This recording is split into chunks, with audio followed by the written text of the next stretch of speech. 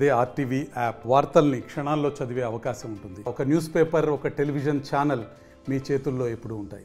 శ్రీ నారా చంద్రబాబు నాయుడు గారిని నేను హృదయపూర్వకంగా అభినందిస్తున్నాను, కృతజ్ఞతలు తెలియజేస్తున్నాను. ఎందుచేతనంటే మంత్రివర్గం ఏర్పడిన వెంటనే నేను మన సత్యకుమార్ గారు వైద్య ఆరోగ్య శాఖ మంత్రి వారికి అమెరికా నుంచి మెసేజ్ పెట్టాను. సత్య గారు, మీ జగ్గయ్యపేట పర్యటన వలన మీరు ఎంత వేగవంతంగా పనులు చేస్తారో జనానికి అర్థమైంది. వైద్య విశ్వవిద్యాలయానికి ఎన్టీఆర్ పేరు పునరుద్ధరించే పని మీ చేతుల మీదుగా పూర్తి చేయండి. చరిత్రలో మిగిలిపోయే పనులు ఇది ఒకటి అవుతుందని చెప్పి నేను ఆయనకి మెసేజ్ పెట్టాను అమెరికా నుంచి. ఎమ్మటికి 6 గంటలకు ఫోన్ చేసి ఆ పనులు నుంచి చెప్పాను. సీఎం గారు కూడా చెప్పారు ముందే పెట్టాలని చెప్పని అన్ను. అందుచేత వైద్య విశ్వవిద్యాలయానికి ఎన్టీ రామారావు గారి పేరు పునరుద్ధరించినందుకు ముఖ్యమంత్రి చంద్రబాబు నాయుడు గారిని, వైద్య ఆరోగ్య శాఖ మంత్రి సత్యకుమార్ గారిని నేను అభినందనలు తెలియజేస్తాను. తర్వాత నిన్న ఒక సభలో విజయవాడలో మాట్లాడుతూ ముఖ్యమంత్రి గారు ఎన్టీ రామారావు భారతరత్న సాధించడం మనందరి యొక్క కర్తవ్యం, మనం చేయాలి, మనందరం కలిసి చేయాలని చెప్పి నిన్న ఆ ప్రయత్నం చేసినందుకు కూడా ఈ 2 విషయాలకి నేను వారిని ముఖ్యమంత్రి గారిని సత్యకుమార్ యాదవ్ గారిని కూడా నేను హృదయపూర్వకంగా అభినందనలు తెలియజేస్తాను. తర్వాత నా పని ఇప్పుడు విశ్వ హిందీ పరిషత్తు చైర్మన్గా నేను ఇప్పుడు టేకప్ చేస్తున్న కార్యక్రమం ఏంటంటే ఐక్యరాజ్య సమితిలో హిందీని అధికార భాషగా చేయాలి. ఐక్యరాజ్య సమితిలో ఇప్పుడు కేవలం 6 భాషలు మాత్రమే అధికార భాషలు ఉన్నాయి. అది ఏమిటంటే Arabic, Chinese, English, French, Russian and Spanish. ఈ 6 భాషలే అధికార భాషగా ఉన్నాయి. అయితే మన హిందీని కూడా అధికార భాషగా చేయాలనేటువంటి వాజ్పేయి గారు ప్రధానమంత్రి ఉన్నప్పటి నుంచి ఒక కార్యక్రమం.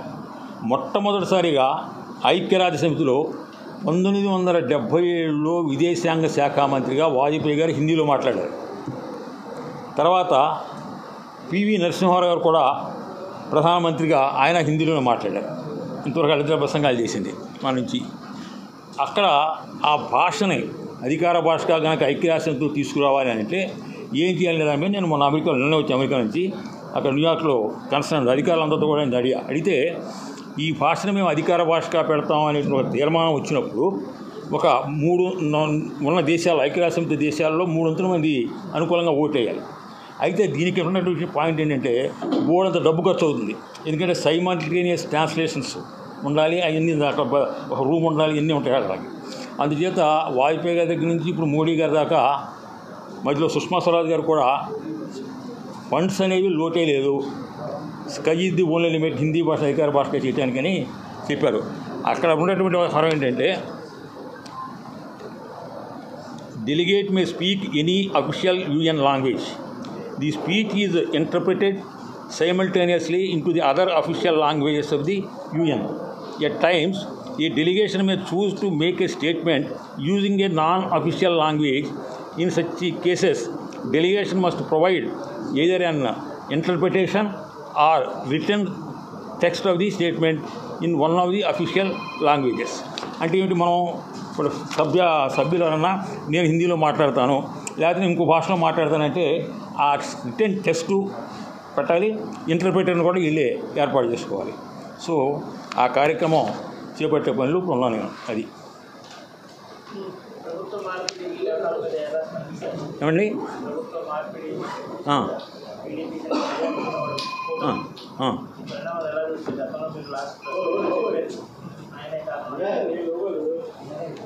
ఎందుకు మనకు చక్కగా ఇప్పుడు ఈ భారతరత్న యూనివర్సిటీ పేరు ఈ హిందీ పని ఉంది కదా, మళ్ళీ ఇంకెందుకు రాజకీయాలు మనకి? అందులో ఈ ప్రాంగణంలో రాజకీయాలు మాట్లాడకూడదు. అబ్బే మాజీ తాజా వాళ్ళు చాలామంది వచ్చారు. నేను రాజ్యసభ చేసి 20 ఏళ్ళు అయిపోయింది. ఇప్పుడు విశ్వ హిందీ పరిషత్ చైర్మన్గా ఉన్నాను. లోక్నాయక్ ఫౌండేషన్ పెట్టి కసి పుస్తకాలు పబ్లిష్ డబ్బులు ఇవ్వటం, లేకపోతే అవార్డులు ఇచ్చి లిటరేచర్ కృషి అవార్డులు ఇవ్వటం, కసి మంచి పనులు చేసుకుంటూ ఉన్నాం. మళ్ళీ ఇంకెందుకు? చాలామంది కొత్త వాళ్ళు ఇచ్చారు కదా. దేనికండి? అప్పుడు ఇట్లా దీంట్లో 2 ప్రయత్నాలు ఏంటంటే మన భారతీయులు ఏ దేశాల్లో అయితే ఎక్కువగా ఉన్నారో ఎక్కడైతే వాళ్ళు అక్కడ ఎన్నికలను నిర్ణాయక శక్తిగా మార్చేటువంటి స్ట్రెంగ్త్ మన దగ్గర ఉన్నప్పుడు, ఇప్పుడు వైట్ హౌస్ ఇడ్లీ పెట్టారు. ఇప్పుడు అట్లా ఈ భారతీయ సంఘాల వాళ్ళు ఆ ప్రభుత్వం మీద ఒత్తిడి తీసుకొస్తారన్నమాట. మా హిందీ భాష ఇతర అధికార భాషగా పెట్టే తీర్మానం వచ్చినప్పుడు మీరు మాకు సపోర్ట్ చేయండి అని చెప్పని మన భారతీయ మూలాలు ఉన్నటువంటి వాడు ఓటింగ్ 3 ఓటేయాలి. అది కొంత పిఆర్ వర్క్ చేసుకోవాలి. ఈ మన భారతీయ సంఘాలని కాంటాక్ట్ చేసి మన తెలుగు సంఘాల వాళ్ళని కాంటాక్ట్ చేసి ఇప్పుడు చేశారు. 6 భాషలండి.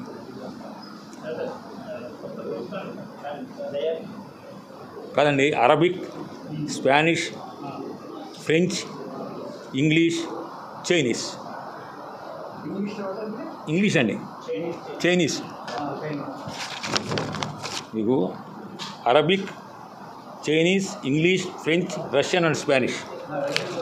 రష్యన్ నిన్న ఒక సభలో మాట్లాడుతూ ముఖ్యమంత్రి గారు రామారావు గారి భారత్ సాధించే పని మన పని, మనం దాని మీద పని చేయాలని చెప్పి నేను స్పష్టంగా నేను చెప్పాను. ఏమండి,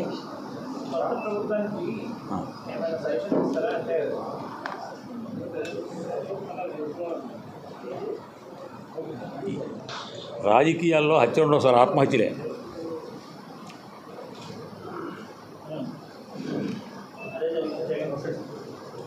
ఎవరికైనా పేర్లు ఎందుకు దానికి?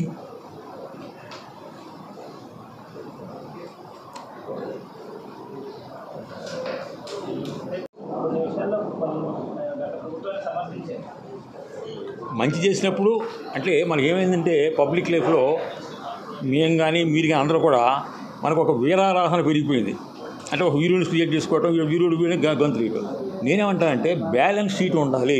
లక్ష్మీప్రసాద్ 60 ఒప్పులు చేశాడు, చాలా మంచి పనులు చేశాడు, 40 తప్పులు చేశాడు. అంటే 2 బ్యాలెన్స్ షీట్ చెప్పాలి. ఇది ఎంత గట్టిగా చెప్పాలి, అది అంతే గట్టిగా చెప్పాలి.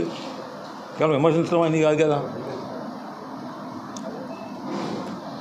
నాకు రామారావు గారి పేరు తీస్తారు విశ్వవిద్యాలయం చెప్పి నాకు రాత్రి 8 తెలిసింది. పొద్దున్న 8కి రాజీనామా చేశాను. మీ అందరిని పిలిచిన వస్తారు పెట్టి రాజీనామా చేశాను. 3 పోస్టులు, హిందీ అకాడమీ, అధికార భాషా సంఘం, ప్రాధికార సంఘం 3 వేసారు బాబు. 3 వేసి నెలకు 3 లక్షల రూపాయలు క్యాబినెట్ ర్యాంక్ కదా, నెలకు 3 లక్షల రూపాయలు జీతము, ఒక కారు, ముందు పోలీసులు, వెనకమాల పోలీసులు, కలెక్టర్లు, గెస్ట్ హౌస్లు, ఇదంతా మన సినిమా. వద్దు బాబు ఈ సినిమా మాకు.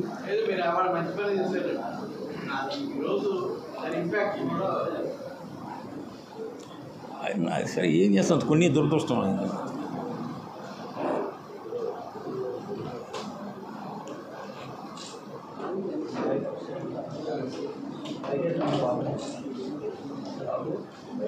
మరిన్ని వీడియోస్ కోసం ఛానల్ ని సబ్స్క్రైబ్ చేయండి. లేటెస్ట్ అప్డేట్స్ కోసం వాట్సాప్ ఛానల్ ని ఫాలో చేయండి.